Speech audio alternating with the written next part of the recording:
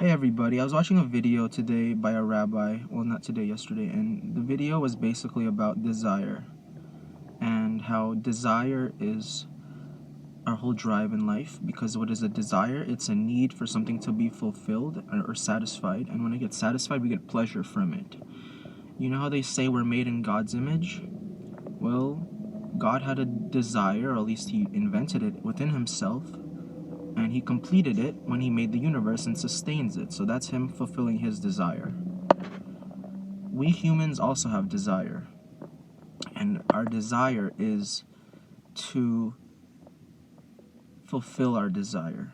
I'm not going to say what the desire is, but you can figure it out for yourself. However, with that being said, I want you to consider that before there was the physical world, there was the principles of the physical world. So before there was the actual rock that has an up and a down and a forward and a backward and left and a right, there had to be the idea of it. And before there was good and evil, there, like doing something bad or doing something good, there had to be the idea of it. And before there was anger or happiness, anything, there had to be the ideas of it. And these ideas are what we call spirituality. Now our soul has never left that idea realm, and our bodies may have. They have, because they're in the physical. So please consider for a second that before even your very own body, you had a soul. And that soul lived in that realm. And that soul obeyed those principles. Only after you got a body, then it manifested in the physical world.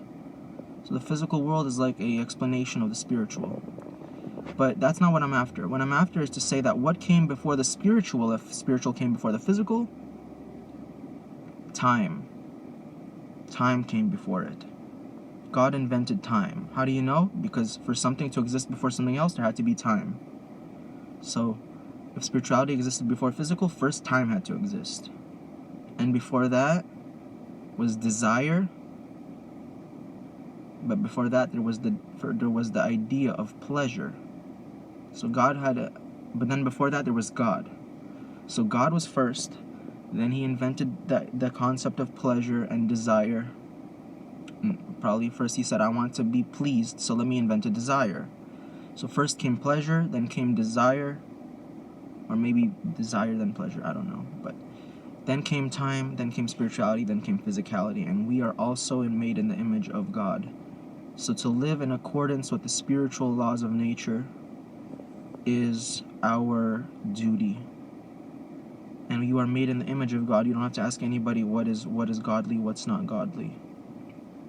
And of course, your purpose is to fulfill your desire.